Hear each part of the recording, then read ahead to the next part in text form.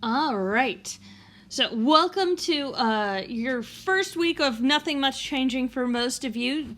Do note that my office hours had to change a bit because of when my middle school classes are meeting, but you're still able to reach me through the appointment calendar, email, or in the comments if you're confused about anything. And so, I really, really encourage you all to do that. Let's get started, and we're going to continue on. This is your last day of formulas that you're going to be using with proofs and simplifying, and these are the double angle formulas.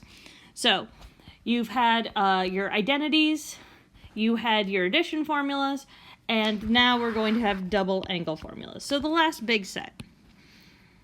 Now, here we go. We're going to start with sine of 2 theta. So this is what it means with double angle formulas, is that it's the angle is doubled. This is the same if you want to figure out on your own how it works. We will show you, or you can just make sure you got the formulas written down. Sine of 2 theta is 2 sine theta cosine theta, and we're going to show how to verify that right here in number 1. So sine of 2 theta is equal to 2 sine theta cosine theta. So I'm going to take the left-hand side, and I'm going to say sine of 2 theta is the same as sine of theta plus theta. And now we can use the addition formula where both a and b are equal to theta. So sine of a, which is theta, cosine of b, which is also theta, plus sine of b, which is theta, cosine of a, which is theta. So you'll notice sine theta cosine theta plus sine theta cosine theta. Well, that's 2 sine theta cosine theta. So if you can't remember the formula, if you can remember the addition one, you can get there. But it's definitely one of those things that, especially while we're in distance learning and you can use your notes, I'm not requiring anyone to have any of these memorized. Cosine of 2 theta is cosine squared theta minus sine squared theta. And tangent is 2 tangent theta over 1 minus tangent squared theta. Let's get those all written down, and we'll show how to use them. So cosine of theta over pi minus sine of theta over pi.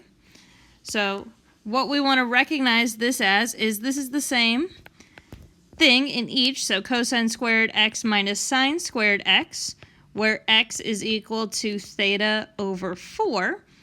And this is our double angle formula for cosine of 2x. So when I simplify that, I'm going to say that this is the cosine of 2x, which is in this case theta over 4. So this would simplify to cosine of theta over 2. We've got that right here as the simplified version of our original.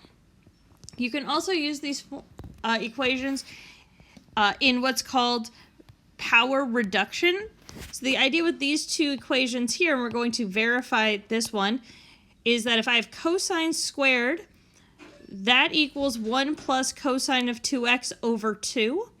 And what this does is it reduces the power, because we've gone from a squared cosine to an unsquared, or a squared sine to something that's not squared at all. And that's what's going to be really helpful for these problems.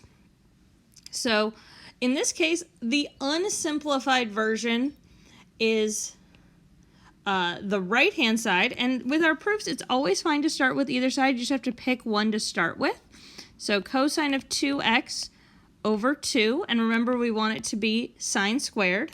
So the first thing I'm going to do with these proofs is I'm going to expand the formulas where I can. So this would be 1 minus, and then cosine squared x minus sine squared x all over 2. Distribute that negative, so I get 1 minus cosine squared x plus sine squared x over 2. Now here we have 1 minus cosine squared x. Remember, we want sine squared. So I'm going to take this, and if I remember my rules from the identities correctly, I know that sine squared plus cosine squared is equal to 1. So if I subtract the cosine over, 1 minus cosine squared is sine squared. So I can use that substitution, sine squared x, and we still have the second sine squared x here, from right here. So replacing here, sine squared, that's still sine squared over 2, which is equal to 2 sine squared over 2, which is equal to sine squared of x. Right there, and we finished our proof, like so. These are going to be really helpful for a lot of your classes going forward because it's often a lot easier to solve with the reduced power. If you have questions about anything that you see here, please let me know by setting up a Zoom call, leaving me something in the comments, or shooting me an email.